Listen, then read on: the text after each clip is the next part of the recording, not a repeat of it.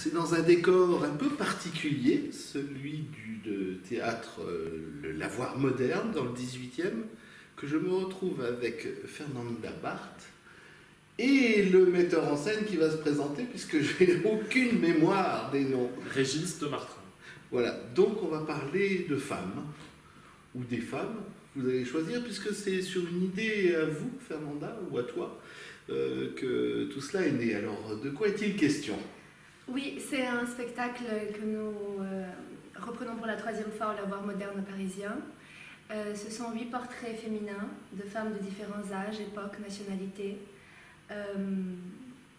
Voilà, écrit par Régis et le spectacle est mis en scène par Régis également. Alors Régis, comment tu arrives à faire d'une seule personne, j'imagine, du tout petit au tout vieux ? En fait, c'est une idée originale de Fernanda. C'est Fernanda qui est venue me voir, qui avait déjà une idée de toutes les thématiques dont elle voulait parler, des femmes dont elle voulait parler, inspirée de femmes qui ont existé, d'artistes, d'intellectuels, de figures comme ça symboliques. Et après, moi, je les ai, si vous voulez, organisées. Mais on se retrouve, avec un tableau qui aimait particulièrement Fernanda, le problème des sorcières au Moyen-Âge, la chasse qu'on a fait aux sorcières. Et donc, le spectacle commence sur une jeune bergère accusée de sorcellerie. Et comment cette femme se défend devant ses bourreaux. Et le spectacle se déploie petit à petit, comme ça, comme une galerie de portraits, avec différents axes. Mais la thématique générale du spectacle, pour moi, avec du recul maintenant, je peux dire que c'est l'amour, le rapport aux hommes et le rapport au monde. Tu parles de bergère au Moyen-Âge, avec un procès, il y en a une qui est un peu connue quand même. Est-ce qu'il y a une inspiration de cette Jeanne de Don Rémy, Jeanne d'Arc devenue sainte depuis ? Alors... Et qui est au théâtre de la Contrescarpe, pour ne pas la citer actuellement. Oui, tout à fait. Enfin, pas elle, mais... mais non, en fait, on est parti de minutes de procès du XIVe siècle. Et alors, les procès d'époque, c'est des comptes rendus très très courts. Et donc, le travail théâtral, ça a été de développer ça dans une langue théâtrale. Donc, voilà, ça n'a rien à voir. On retrouve les problématiques, mais ce n'est pas exprimé de la même façon. Et puis après, il y a si vous voulez, il y a aussi des femmes dans la mythologie, avec des tableaux muets. Il y a l'adolescente aujourd'hui et son rapport au monde, son désir. Ça parle aussi beaucoup de sexualité, on dit des choses très crues. Voilà. Mais tout ça, si vous voulez, est possible par l'incarnation et l'interprétation d'une interprète exceptionnelle qui se métamorphose et qui est Fernanda. Difficile de se métamorphoser justement entre la soi-disant sorcière du Moyen-Âge, l'ado frustré, parce que j'imagine qu'elle est frustrée, la vieille femme, enfin, je ne sais pas, c'est des transformations qui ne sont pas imaginables. Tu sembles jeune, tu es mignonne, j'ai du mal à te voir en tant que sorcière, moi. Enfin, en sorcière, bon, pour Halloween peut-être. Oui, ce sont des femmes accusées de sorcellerie. La sorcière est un fantasme. Mais c'est pour moi un immense plaisir et un cadeau que de jouer ce spectacle. J'ai transmis plusieurs témoignages féminins à Régis et j'ai eu la chance d'avoir un texte organisé en 8 portraits qu'il a écrit pour moi. C'est le plus beau cadeau qu'une actrice peut avoir, c'est d'avoir tous ses rêves écrits. Voilà, parce que c'était des figures qui construisaient en quelque sorte mon image du féminin, qui me faisaient rêver, qui m'inspirent, toutes ces femmes dont on s'est inspiré. Et c'est au contraire une joie de pouvoir parcourir leur esprit, en quelque sorte. C'est un travail très étrange, celui du comédien. C'est comme si on allait visiter des fantômes, mais en même même temps incarner des personnages qu'on invente, dont on rêve et parfois qui ont existé. Donc c'est un moment de grande jubilation. Tu es comédienne, mais tu as quand même participé vaguement, enfin pas vaguement, mais tu as donné des directives à l'auteur. Donc pour ces directives, tu les as trouvées comment? Comment as-tu trouvé ces 8 personnages différents? J'ai réuni des témoignages de femmes qui me plaisaient, comme Régis a dit, des intellectuels, des femmes de lettres, des artistes. Des noms? Des noms. Dalida, Barbara, Beauvoir, Badinter. Le témoignage d'une prostituée mexicaine, une femme anonyme, passionnante aussi. Et d'autres qui n'ont pas été incorporés au spectacle, mais qui ont servi de matière. Et aussi les minutes de procès en sorcellerie. Voilà, c'était toute une panoplie de documents complètement anachroniques. C'était des désirs d'actrices, de jeu, des envies de prendre la parole, des envies d'exister en scène de telle ou de telle manière. Et Régis a été à l'écoute de ça, de ce rêve d'actrice. Et il a pu donner forme et donner corps à ces 8 femmes. Et théâtralement, ça s'exprime avec des tableaux poétiques, des tableaux dramatiques, des tableaux comiques, des tableaux complètement fantaisistes. Il y a des femmes qui sont complètement de la fiction, donc qui n'appartiennent à aucun support ou interview qu'on a pu visionner, qui sont vraiment jaillis de mon imagination comme ça. Et d'autres qui s'inscrivent dans l'histoire, je veux dire, avec ces minutes de procès, ou Dalida, dont on parle beaucoup dans le spectacle. Mais Dalida, c'est une icône qui est morte il y a une bonne vingtaine d'années, non, 30 ans, je crois, en 85. Ouais, plus. Donc c'est pas d'hier. Toi, tu n'as pas l'air d'avoir 35-40 ans, tu vois ce que je veux dire. Donc comment tu t'es inspiré de Dalida? Qu'est-ce que tu connaissais et qu'est-ce que tu as retrouvé de Dalida? Tu parles à un fan, méfie-toi. Justement, moi, à part sa maison à Montmartre, je ne connaissais pas grand-chose de Dalida. Enfin, j'avais ses musiques, ses chansons en tête. Mais justement, c'est Fernanda. C'est Fernanda qui arrive un matin, je lui dis en répétition, pendant la création du spectacle, je lui dis, bon alors de quoi on parle aujourd'hui? Elle me dit, on parle de Dalida. Et moi je dis, je lui dis, on va pas parler de Dalida. Et là elle me dit, mais si, mais tu te rends pas compte, c'est une femme exceptionnelle, etc. Donc j'ai dit, alors on va écrire ça, on va écrire une adolescente qui parle de Dalida. Donc en fait, c'est déplacé, quoi. C'est-à-dire on transpose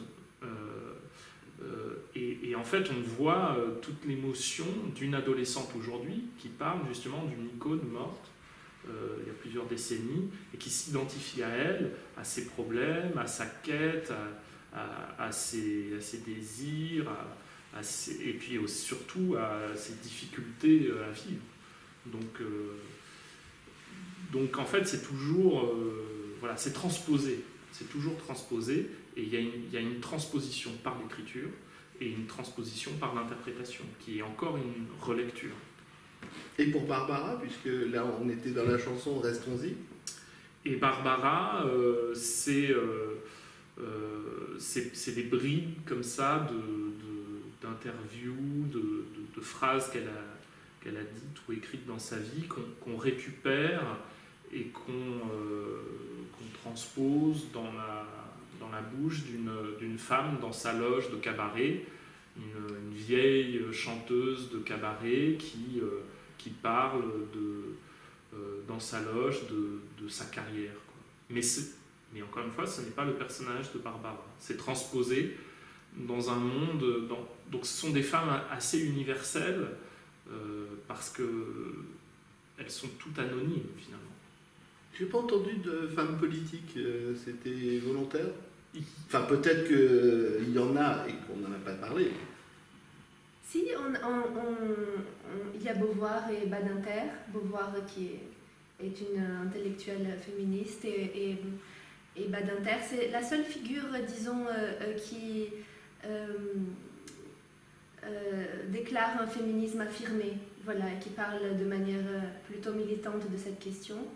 Il nous intéressait de parler du féminin sous toutes ses formes, et évidemment, en tant que citoyenne, je suis très concernée par cette question, mais en tant qu'artiste, il m'intéressait de défendre toutes sortes de femmes et de personnages, et d'avoir toutes sortes de discours. Ce qui m'intéressait était leur passion, leur humanité, leur manière de vivre dans le monde, leur rapport aux hommes aussi qui est divers et varié. Et voilà, pour revenir à Barbara, ses interviews sont sublimes et elle parle d'une manière très belle de l'artiste, de son rapport au public. Elle est vraiment très savante, Barbara. Elle manie très bien la parole. Et je les adore, j'adore les entendre parler, ces femmes. Donc j'invite ceux qui nous regardent à les entendre parler parce que ce sont des cours de vie. Voilà. Ce qui est politique, c'est de faire du théâtre. C'est ça pour moi qui est politique. C'est pas, je n'écris pas un spectacle ou une pièce, je veux dire, en disant, mais c'est subjectif, c'est mon rapport au théâtre, hein, mais je vais parler de ça et je vais développer ce sujet d'une façon politique.